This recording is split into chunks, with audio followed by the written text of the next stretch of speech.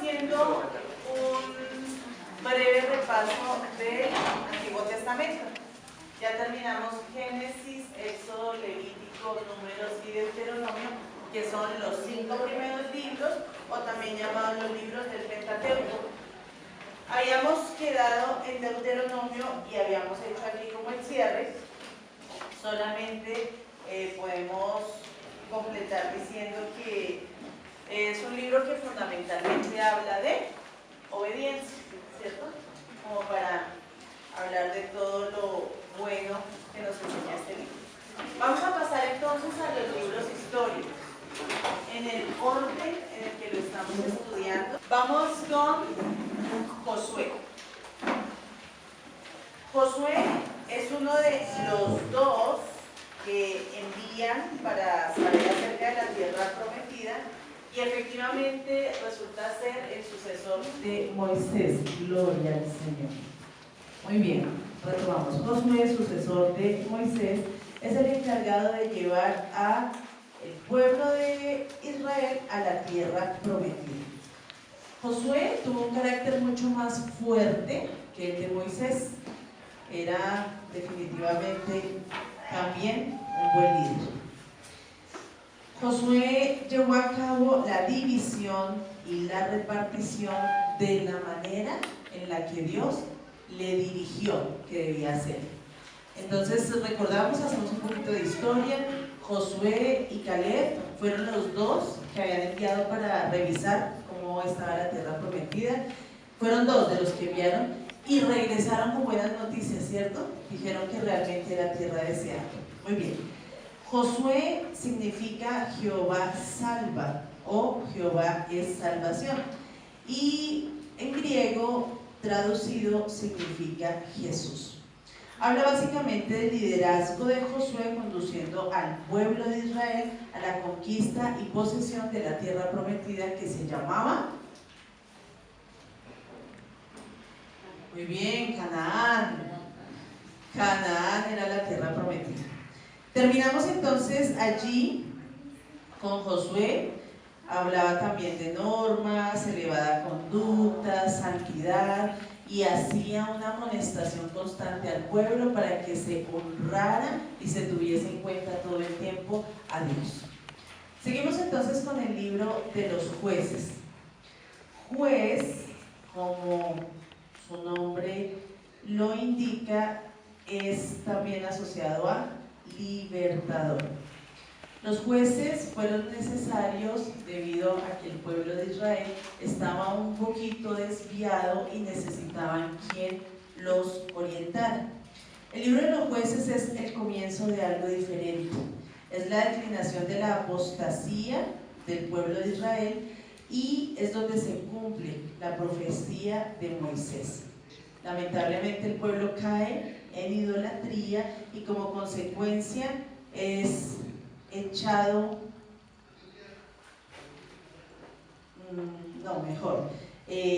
como consecuencia es destruido y echado en manos del enemigo. Es decir, cuando ellos caen en idolatría, y nosotros podemos verlo en Romanos en el capítulo 1, que Dios dice, como ellos no quisieron tener en cuenta a Dios, Dios mismo los entregó a sus propias concupiscencias.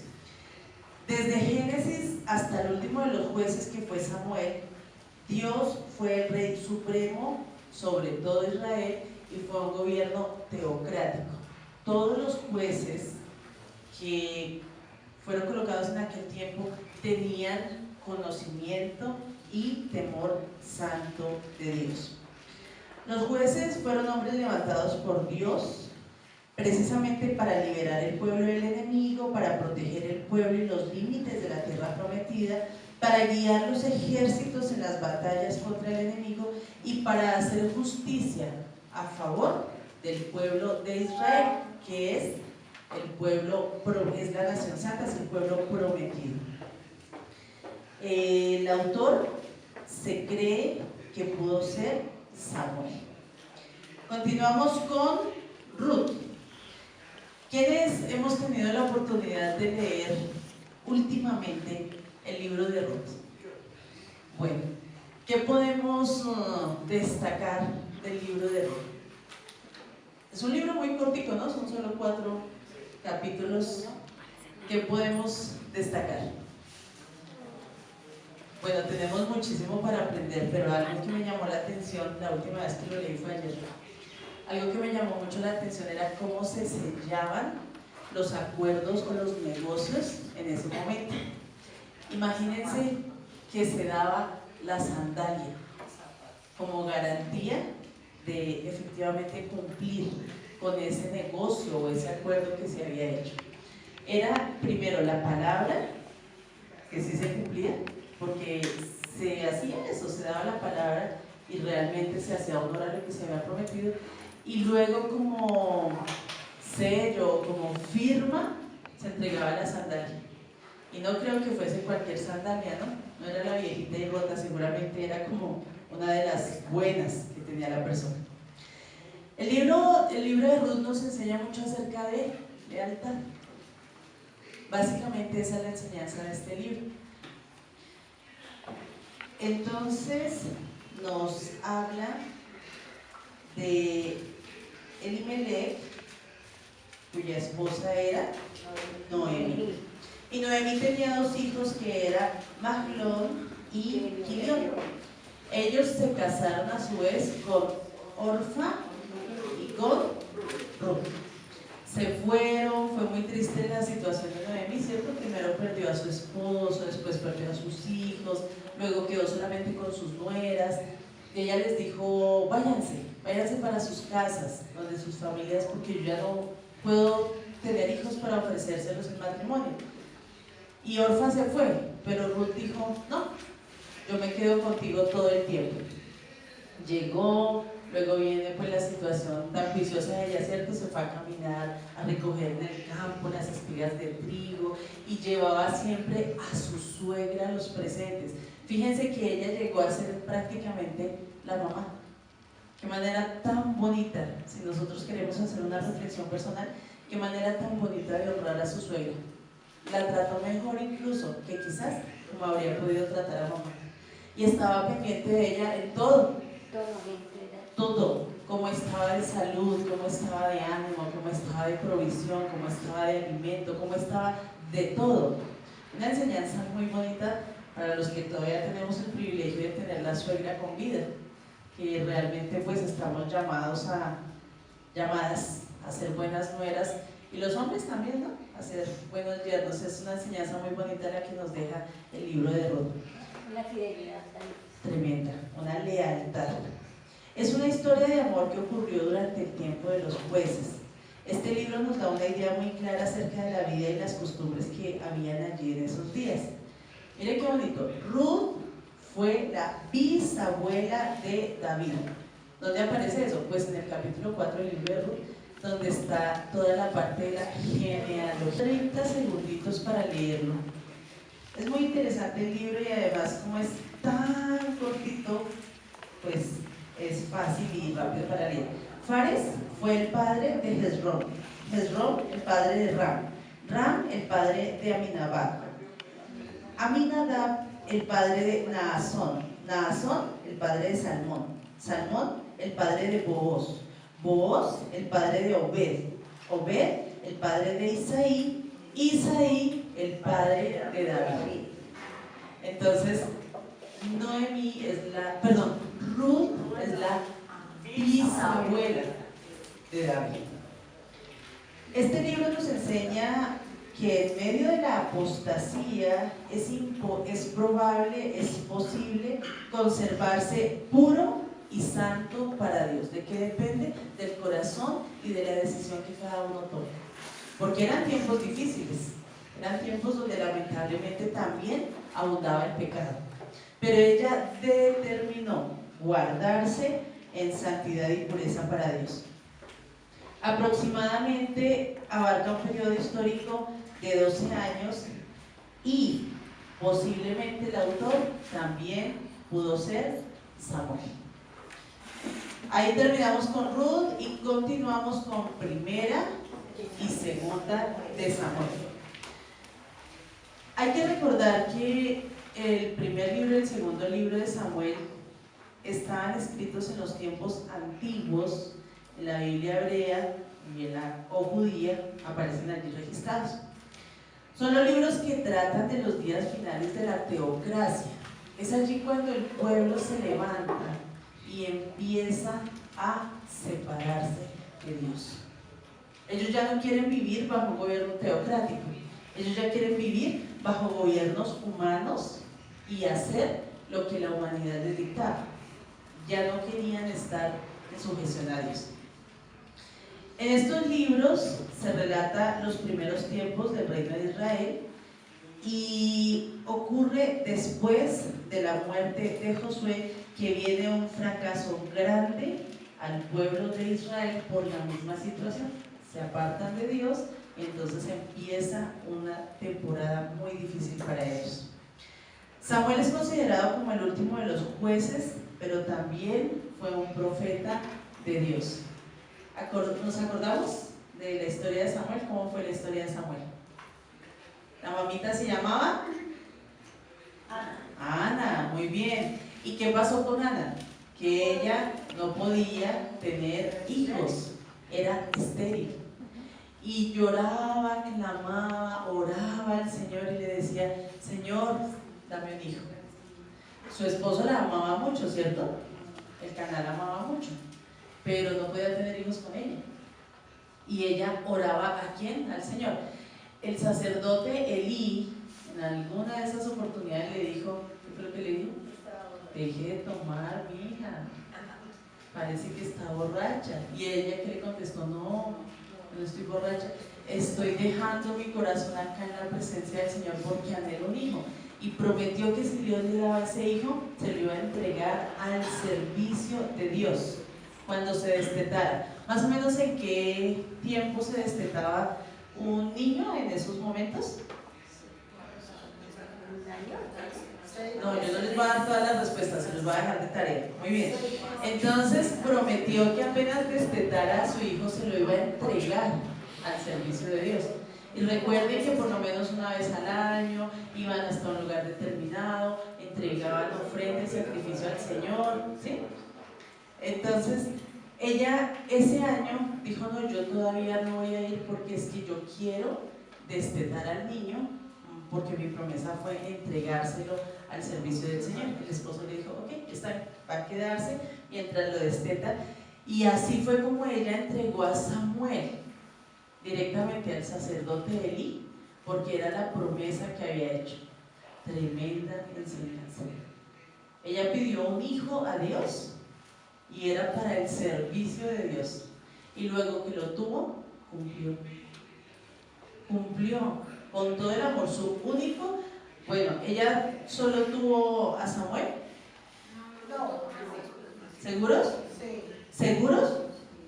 No duden, cuando tengan la razón digan sí. Después tuvo más, pero era el hijo que anhelaba, que soñaba tener, porque no tenía hijos, y cumplió, se lo entregó al Señor. Y por eso Samuel todo el tiempo desde muy pequeño estuvo al servicio de la obra de Dios, y Dios lo tuvo por profeta. ¿Y qué profeta, no? Porque él era el llamado a ungir los reyes, él era el llamado a dar las buenas nuevas, él era el llamado a enviar o llevar mensajes poderosos de parte de Dios. Bien, entonces, así como la generalidad es esa, yo solo les estoy contando. Si quieren saber más, por favor, léanlos directamente de la Biblia, porque lo que estamos haciendo es apenas un recuento así como general. Luego el libro de primero y segundo libro de Samuel, continuamos con primero y segundo libro de Reyes. Tenemos mucha más información, pero lo que pasa es que el tiempo apremia y por eso apenas vamos como por encima. Este también es un libro que aparece desde la traducción original, que es la hebrea, y ya habla sobre la división del reino. El reino se divide por la continua pugna entre el norte y el sur. Entonces ya empiezan a presentarse situaciones Y con la muerte de Salomón, Jeroboam es proclamado rey en el reino del norte y el hijo de Salomón, Roboam, es proclamado rey en el reino del sur. Entonces ya empieza como una división, una separación. ¿De quién? Del mismo pueblo. ¿Sí? Importante que, bueno, antes de morir Salomón, el reino estaba unido, pero luego empezó a decaer y terminó dividido en dos. Luego seguimos con primero y segundo libro de Crónicas. Allí se narran hechos, asuntos y acontecimientos de todas las situaciones vividas precisamente por el pueblo de Israel. Más o menos parece que esta época pudo haber sido como de 400, lo que se narra como de 400 años, y básicamente se habla sobre todos los acontecimientos sucedidos a Jerusalén. Los reyes presentan con más detalle todo lo que ha ocurrido durante ese tiempo y la unificación del culto. Aproximadamente la mitad del libro de Samuel y de Reyes tiene fragmentos el libro de Crónicas. O sea, Crónicas es precisamente eso, ¿no? Como relatos, como aquí les dije al principio, hechos, asuntos y acontecimientos ocurridos. Se habla también de genealogía, se habla del reino de David, del reino de Salomón, de los reyes de Judá, de la unidad del pueblo judío en Jerusalén. Básicamente es como narrar todo lo que pasó, y también habla de los tiempos difíciles por los que tuvo que pasar el pueblo de Israel. Seguimos con Esdras. Hubo un tiempo que se entendió que Esdras y Nehemías eran como uno solo. Luego se hizo una separación, como digamos por temas de situaciones. Es cuando viene la deportación de Babilonia y todo eso, entonces se hace la separación entre Esdras y Nehemías, precisamente como para que no vayamos a confundirnos un poco, pero básicamente el tema del libro es el retorno de los exiliados, el restablecimiento del orden público y religioso de Esdras, la reconstrucción del templo y la reformación del pueblo. Se cree que este libro durante mucho tiempo pudo formar uno solo con Nehemías, pero que luego se hizo una separación. Continuamos con Nehemías, que tiene una característica especial. Es el único libro del Antiguo Testamento que está escrito en primera persona. Vayamos un momentico, por favor, en nuestras Biblias a Nehemías. Nehemías.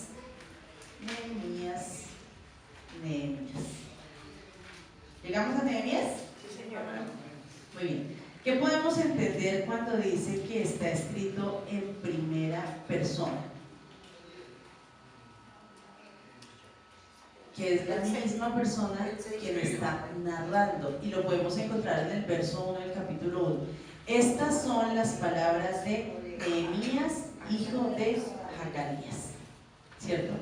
Entonces dice: en el mes de Quiseu del año 20, estando yo en la ciudad de Susa. Y él empieza a narrar la situación. Se atribuye Nehemías y Esdras a Nehemías, pero pues realmente es lo que está aquí registrado, y se entiende como el complemento o la continuación del libro de Esdras. Habla básicamente de construcción de la muralla, de los repatriados, el origen de los israelitas como habitantes de Jerusalén. Afirma varias peticiones dadas en libros anteriores. Habla de los habitantes de Jerusalén y sus alrededores, y toca el tema de sacerdotes y levitas. Básicamente esa es como la estructura del libro de Nehemías. Continuamos con Esther. Este libro lleva el nombre en honor a su principal heroína, que también se entiende como Estrella. Fue dado por el rey a causa de su belleza. Es decir, el rey fue quien le dio el nombre a Esther. En hebreo significa Hadasa, que a traducción más adelante podemos entenderlo como mirto. El autor parece ser un judío anónimo que volvió de Persia, pero que conocía muy bien las costumbres del país, el exilio, las costumbres de la corte y el funcionamiento general de los gobiernos. ¿Hemos leído el libro de Esther? ¿Qué recordamos? Más o menos. Un judío que regresó, es un judío anónimo que vivió en Persia, pero que conocía muy bien las costumbres en ese momento de el exilio, la corte y el funcionamiento del gobierno. ¿Qué recordamos de Esther? Lo poquito que alcanzamos a recordar de lo que hayamos leído del libro de Esther. Sí, muy bien, defensora del pueblo judío. ¿Qué más? Intercesora, bella, sabia, ¿cierto? ¿Cuánto tiempo duraron preparándola para poder ir delante del rey? Porque no cualquiera podía presentarse delante del rey, así fuese su esposa. Y era muy linda, entonces eso también fue de alguna manera un factor que ayudó. Bueno, básicamente eso, es que es muy profundo acá en los apuntes que tengo, entonces por eso les estoy dando generalidades. Ahora arrancamos con lo que son los libros proféticos. El primero de los libros proféticos que nosotros tenemos es el libro de Job. El libro de Job, creo que todos por lo menos una vez en la vida lo hemos leído, ¿cierto? Y básicamente nos habla de longevidad, modo de vida, función sacerdotal, riquezas contadas según los rebaños y posibles peligros por los que pudo pasar por esa época no solamente Job, sino también su familia. Cuando se habla de pronto en el mundo de la gente que no ha podido hacer ese estudio profundo del libro de Job, lo tienen como, hablo comillas porque esto es muy coloquial, como lo dice el mundo, el santo de la paciencia, cierro comillas, porque realmente, como lo narra la Biblia, Job fue un hombre muy paciente, al punto de tener tantas situaciones y llegar a la esposa y decirle: maldice a tu Dios y muérete. Estaba pensando que era mejor morirse, la esposa, ¿no? Job nunca lo pensó, que vivir en medio de esa situación. Cuando ustedes y yo vamos al libro de Job, que yo creo que lo hemos hecho más de una vez en la vida, leer ese primer capítulo, porque es impactante. Voy a hacer aquí un pequeño alto, porque yo quiero que entendamos algo para el día de hoy, para el día a día en el que nosotros vivimos. Vamos por favor al primer capítulo del libro de Job. Esta es una versión internacional, pero me gusta mucho la Reina Valera. ¿Quién tiene de pronto a mano una Valera que por favor me regale? Traje mi internacional. Vamos a leer por favor el capítulo 1, verso 6. Un día vinieron a presentarse delante de Jehová los hijos de Dios, entre los cuales vino también Satanás. Y dijo Jehová a Satanás: ¿de dónde vienes? Respondiendo Satanás a Jehová, dijo: de rodear la tierra y de andar por ella. Amén. Hasta ahí. Muchas gracias. Bueno, imagínense qué descaro. Dios llamó a sus hijos y este atrevido se presentó. ¿Sí estamos comprendiendo? Dios llama a sus hijos, pero Satanás, todo atrevido, se presenta también. Y Dios le pregunta: ¿de dónde vienes? Y él contesta: de rodear la tierra y merodear por ella. Dice la versión internacional: Llegó el día en que los ángeles debían hacer acto de presencia ante el Señor, y con ellos se presentó también Satanás, y el Señor le preguntó: ¿de dónde vienes? Vengo de rondar la tierra y de recorrerla de un extremo hasta el otro, le respondió Satanás. Entonces se presenta Satanás delante de Dios. Cuando él solo llamó fue a sus hijos, pero el otro, todo atrevido, se presentó. Y Dios le pregunta: ¿y tú dónde estabas? ¿De dónde vienes? ¿De rodear la tierra? O sea, ¿qué es lo que hace el enemigo todo el tiempo? Exactamente. Él anda como león rugiente buscando a quien devorar. Y empieza la conversación. Y le dice el Señor: no hay... bueno, ¿te has puesto a pensar en mi siervo Job? Volvió a preguntarle el Señor: no hay en la tierra nadie como él, es un hombre recto, intachable, me honra y vive apartado del mal. Y Satanás le contestó: pues ¿quién no?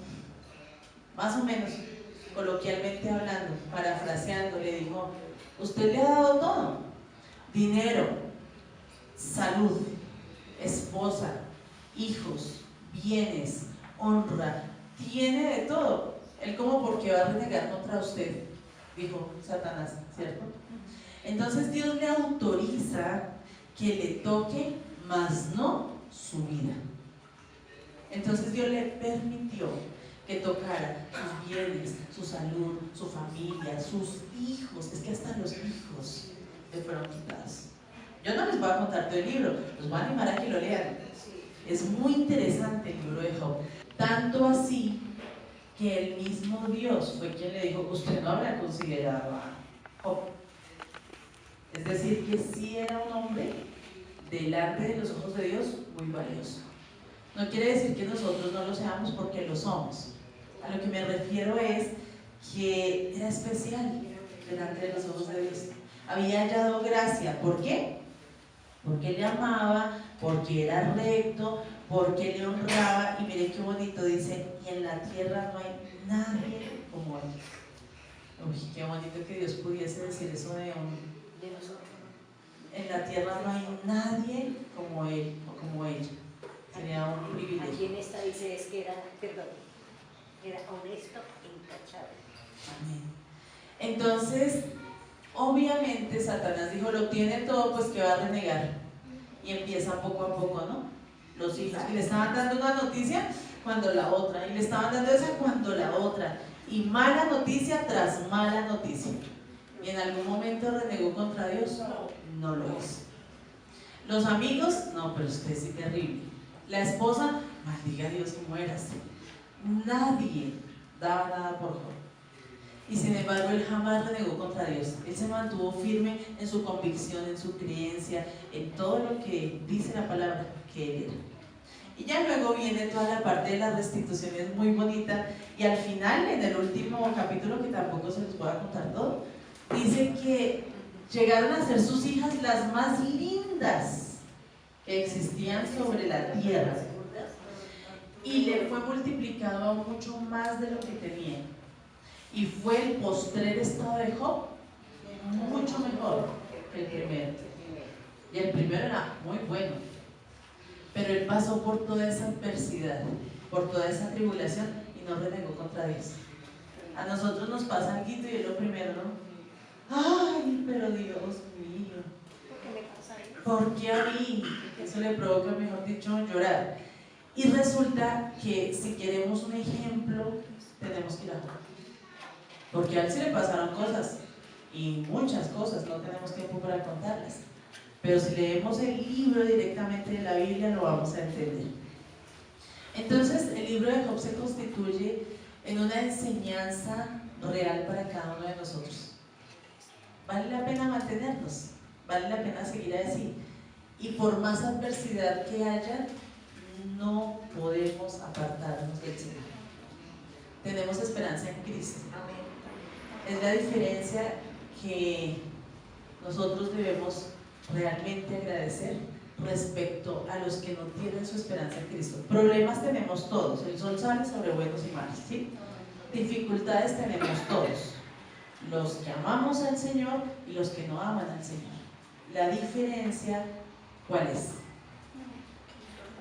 Que nosotros tenemos la esperanza en Cristo, que nosotros sabemos que esto va a mejorar y además sabemos que nos está esperando una eternidad juntamente con Cristo. Eso es una esperanza de gloria. Esto no va a ser para siempre, va a pasar.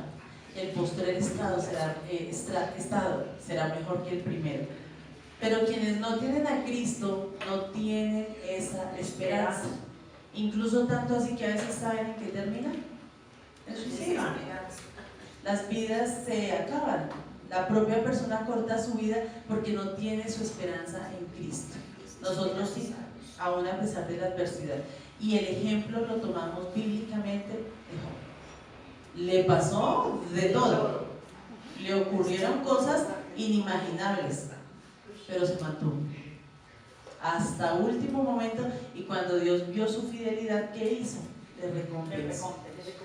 Vamos a finalizar con el libro de Salmos. ¿Recuerdan ustedes a quién se le atribuye la escritura de los Salmos? ¿Todos? No. Algunos. A David y a